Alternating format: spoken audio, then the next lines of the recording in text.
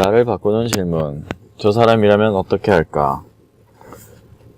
성공의 목표에 맞게 다양한 롤 모델을 찾도록 하자. 삶의 모범이 되는 사람은 많으면 많을수록 즐겁다. 일을 하다가 어느 시점에 오면 어려운 결단을 내려야 하는 순간이 있다. 당신이 지금 리더의 역할을 맡고 있다면 이미 이런 경험을 했거나 곧 경험하게 될 것이다. 이는 피할 수 없는 상황이기 때문에 올바른 판단력이 필요하다. 마빈이었다면 어떻게 할까? 맥킨지 컨설턴트가 자주 하는 말이다. 여기서 말하는 마빈은 맥킨지 창업이사인 고 마빈 바우어이다. 그는 맥킨지의 가치만이 아니라 오늘날의 경영 컨설팅 업체 전체의 기반을 마련했다. 마빈은 롤모델을 가져야 한다고 강력하게 주장했다. 마빈이었다면 어떻게 할까는 프로젝트가 변화나 충분한 효과를 가져오지 못하거나 어떤 행동이 특정 인물의 이익에만 집중되어 사회적인 대의에 어긋난다고 판단했을 때 스스로에게 물어보는 질문이다. 맥킨지에서 근무할 때는 프로젝트로 인한 변화나 효과가 크지 않다는 이유로 클라이언트와의 프로젝트가 종료되는 일이 자주 있었다. 마빈이 세계적인 부호이자 비행사인 하워드 휴즈에게 당신은 경영 방식이나 조직을 변화시킬 의지가 없다고 의뢰를 거절한 이야기는 컨설턴트라면 누구나 알고 있을 유명한 에피소드이다. 한 동료의 맥킨지에서 근무하면서 잘못된 일을 피할 수 있게 되었다는 말이 참 인상적이었다. 맥킨지에는 이 일을 제기할 의무라 불리는 것이 있다. 무언가 잘못된 것을 느끼며 망설이지 말고 상사에게 말하라는 의미이다. 표면상의 방침이 아니라 실제 현장에서 실천하고 있다. 고결함과 건전한 판단력을 갖추는 것은 성공하는 리더의 규범이라 할 수 있다. 따라서 맥킨지에서는 안에서든 그곳을 나와서든 스스로 성공하기 위해서는 직업윤리가 꼭 필요하다는 사실을 배우게 된다. 친구를 비롯한 제3자에게 극비의 자료나 이름을 유출해서는 안 된다는 것을 처음부터 배운다.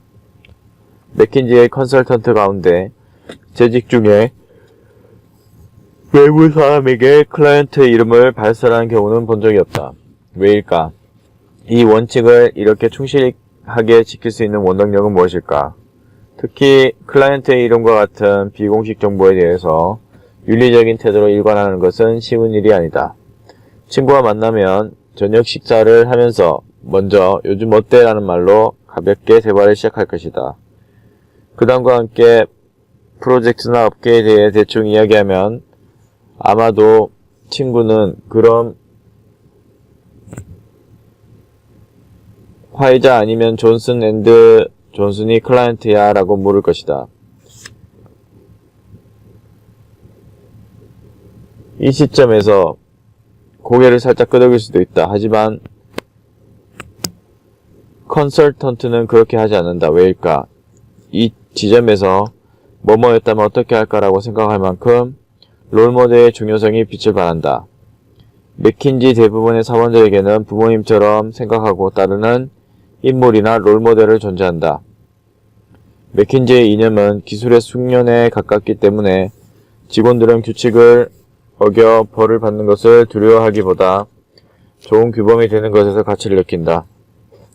사내에서도 윤리를 중시하는 태도를 철저하게 지킨다. 하루는 클라이언트의 회사에 있던 직원이 지금 당장 파워포인트 서류를 메일로 보내달라고 사내의 애널리스트에게 부탁했다. 전화를 받은 애널리스트는 클라이언트와의 회의 시간이 다가왔기 때문에 VPN, 가상사설망이 작동하지 않으니 지메일로 보내도 될까요? 라고 물었다. 자신의 상사가 1시간 이내에 파일을 보고 싶다고 서툴렀기 때문에 보안 규정을 깨는 행위를 하려 한 것이다. 이때 그 직원은 이렇게 말했다. 내가 그쪽으로 가서 직접 파일을 받겠습니다. 그동안 상사에게 메일을 보내서 회의 시간을 조금 늦춰주세요. 분야별로 롤모델을 10명 이상 찾아라. 롤모델이 있다는 것은 물론 윤리적인 측면에 한정된 이야기가 아니다. 당신에게 명확한 롤모델이 있다면 팀이나 클라이언트에 대한 대응 방법, 상사와의 대화를 비롯한 여러가지 폭넓은 상황에서 도움을 받을 수 있다. 특히 커뮤니케이션이나 의사결정이 그렇다. 상사에게 허락을 구하는 메일은 간결하고도 설득력 있게 써야 한다. 그래서 메일을 고칠 때는 한 발 물러나 제3자의 시점이 아니라 존경하는 자신의 롤모델이 되어 글을 읽어본다. 나의 롤모델이라면 메일을 어떻게 썼을까? 어떤 단어를 고를까? 더 간접적 혹은 더 직접적으로 쓸까? 그리고 한 발 더 물러나 이렇게 자문해본다. 잠깐만, 그런데 메일을 쓸 필요가 있나? 전화를 하거나 사무실 밖에서 물어보면 이렇게 받는 사람의 입장에서 생각하는 것은 가장 효과적인 커뮤니케이션 방법이다. 롤모델이 있기 때문에 메일의 내용은 적절한가 해서 과연 메일을 쓸 필요가 있는가라는 시점으로 옮겨갈 수 있었다. 인간은 곧잘 자신의 비좁은 시각이 전부라는 착각을 하곤 한다.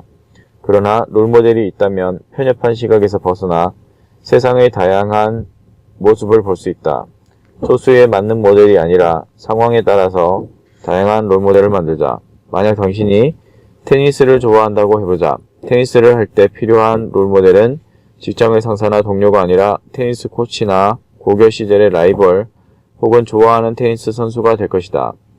테니스 마니아로서 말하자면 테니스 샷의 종류에 따라 특정 롤모델을 두는 것도 좋은 방법이다.